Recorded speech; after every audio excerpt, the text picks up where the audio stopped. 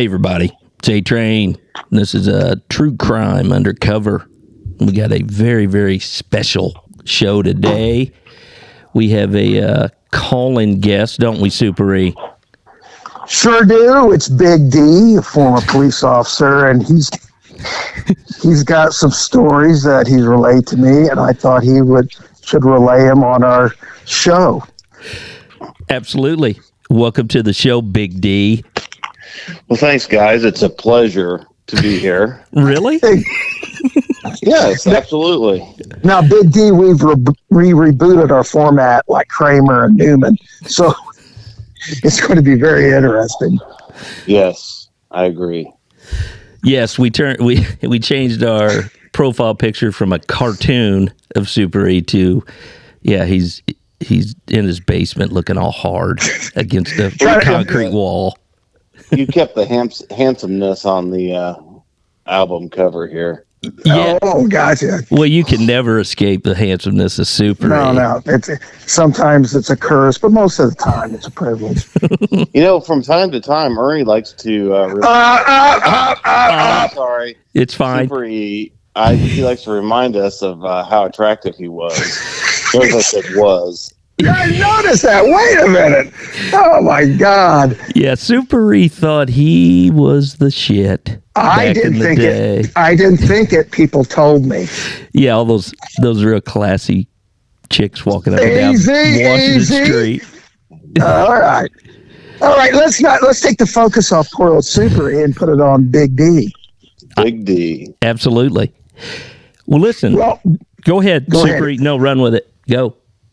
Big D, you got to tell him the story where you and a guy took a run, and then your uniforms were clean, and then 1 second later, they were soiled, you could toxically. Muddied, yes. Yeah. Tell us about what happened. Well, this was back when I was a deputy sheriff, and I was a street deputy. I got to run up into the northern part of our semi-large county, and it was in reference to meeting a city officer to serve an arrest warrant. Okay. So I just thought this would be a simple arrest warrant service. It was a female suspect. I don't remember what the warrant was for. I'm sure it was something stupid. Anyway, so we get there. And I meet the detective. It was a detective from this city police department, and he's wearing a suit and tie. I'm in my awesome deputy uniform, and I was one that I was always squared away. Boots were shined, uniform was pressed, sleeves were creased. Anyway, I looked pretty good. Much different than the way Super and I used to look. I could actually I could be a little disheveled at times. I seen that. I never had my uniform shirt buttoned down with my bushy chest hair. You got to treat the masses. But continue with your story, Big D. All right, back on track. So I meet with this city detective, and he explains what's going on. We have a warrant for this subject, and this female person, and we could say allegedly a female person, and he did. I don't remember, like I said, what the warrant was for, but that she may be a little 1096, which is crazy in the police super secret 10 codes. Yes, 10-4. So I said, okay. He hands me the warrant. He said, go ahead. I knock on the door. Just a few seconds later, the woman answers the door, and I explained to said woman that you have a warrant for your arrest, and we're going to need to take you to jail. At that point, she turns around. This was an apartment, but it was a pretty open concept, large apartment. She starts screaming uncontrollably and starts running about through the apartment, flailing her arms in the air, kind of resembled a Muppet on crack. Anyway, so the next thing we notice is as she's running and flailing about in this apartment, she's shedding her clothes. So by the time we get down this hallway into this big open concept living area, she's completely naked from head to the toes, completely naked. She says, "I'm not going to jail." She's screaming, "I'm not going to jail." I'm looking at the city detective. He's looking at me. And I said, "Okay, enough of this crap. You're going to jail." I pull my handcuffs out. I reach up to grab her. She turns around, bends over, spreads her butt cheeks, and begins to projectile shit. Spraying, like this is on command. Insert quarter, it comes out. She is spraying shit all over us. And now it's it is mass hysteria, and this woman's crazy screaming, spraying poo all over the place. The detective in the suit is completely covered from his waistline all the way down to his feet. I have human excrement sprayed all over my nice shiny clean boots. Which turned my shiny, clean boots into look like I shined them with a Snickers bar. So, again, I'm looking at him. He's looking at me like, no reasonable human being has ever been in a situation like this before. And I'm like, do we still serve the warrant? Do we kind of just backtrack out the door like we were never there? So amidst the screaming, I raised my voice and I just basically said, no pun intended, enough of this shit. I said, you're going to jail. And everything stopped. It was like the last shot in World War II. It was just nothing but silence. And she looks at me, puts her arm and finger up in there, and she goes, "Excuse me, I need to take a shower." I'm like, oh my God, this cannot be happening. So she has this bathroom, has this gigantic walk-in shower with no doors or nothing. She's still completely naked. She's got poo all over her, all over us. There's a trail of it. She goes in, she's just taking a shower, starts singing in the shower as we're standing there watching this thing. And, because, some people may stash a gun in the shower. You never know. So not to let our guard down. So she finishes, and I just mentioned you might want to get a little water on the backside there. And you missed a spot. She gets out. Yeah, she gets out of the shower.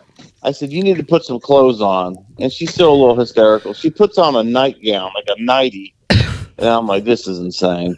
So I cuff her up finally, and we're walking her out. The city detective is kind of walking with a stiff leg, so the fabric of the wet pants doesn't touch his leg. And I call an ambulance because there's no way I was putting her in my squad car. Yeah. So the ambulance came and transports her to jail. So she goes to jail. And the city detective and I are standing there looking at each other like, what do we do now? I said, well, I can tell you what we don't do now. What we don't do is go home, wash these clothes, and wear them again. I said, they're done. Yeah. So he's got this big, expensive suit on, and he's like, well, I can't drive home in my underwear. And I said, I got the thing for you. I pulled out my Leatherman tool, which had a pair of scissors on it, and I cut his suit pants leg off from above his knees down. So he's now wearing a super shorts, and like Lieutenant Dangle. Yeah, yes, very good relation there. Yes, I took my boots off and put them in a plastic bag, rolled my uniform pant legs up, and then drove home barefoot and had to change. I immediately burned those pants, threw them away because I was never going to wear them again. And police uniform pants cost like friggin' $60 to $80 a pair of pants. Right. Yeah, exactly. But anyway, so that was that was the story of being shat on command by a absolute lunatic.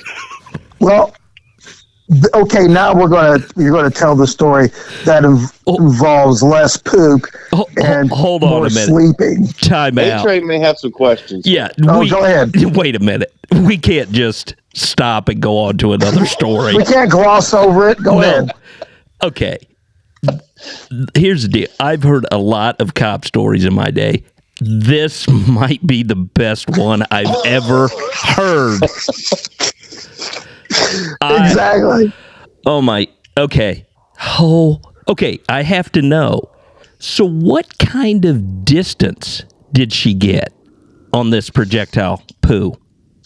Well, as we worked the crime scene after she left and we got the measuring tapes out, measuring splatter, I don't know, we were probably 3 to 4 feet from her when she bent over spread eagle and began spraying. Oh my God. And I'm pretty sure I may have heard a Kayabunga in there. But no, it's probably 3 to 4 foot away, the standard distance. But man, that's got a lot of volume and impact. It did. It had. You could actually hear the spraying. It was like she had a 400 psi air compressor in her. I have a feeling that Taco Bell was involved in this somehow. Something. I mean, it was absolutely insane. And that story is still talked about today. Matter of fact, in that north area, just about a year ago. And this, keep in mind, this was in, 2010. So about a year ago, I was in a gas station in this northern part of the city, county where this occurred at. And I was in there checking out, and there's no way these two young cashiers knew who I was. Two guys, probably in their 20s. Anyway, I started to walk out, and I heard, and then the woman turned around and shit on the cop. So we're talking about you. I was like, now wait. So I piqued my interest. So I stepped back in and I said, "Are you talking about a woman that shit on some cops?" And he goes, "Yeah, it was right down here." I said, "That was me." Oh, so I wear that badge. Did you break out the Sharpie inside your name? Yeah, Big D. No poster. He's a celebrity. That's fantastic. I'm the shit celebrity. Oh my God. Okay. Well, A-Train, can he roll on to this next one? Here's what we're gonna do, Super E, because I want the listeners to digest this story. Oh, okay, and then vomit, and really, I might need just a couple minutes of a breather because I'm telling you, this is a whale of a story. Okay, all right, go ahead. So here's what we're gonna do. We are going to thank Big D for this fantastic story, and we're going to close this out. And can you stick around for another one, Big D? I can. Okay. He ain't got nothing to do. Oh, my gosh. Okay. Super E, tell the listeners goodbye. Goodbye, and thanks, Big D. Say happy Easter, Big D. Happy Easter. I'm gone. All right. See ya.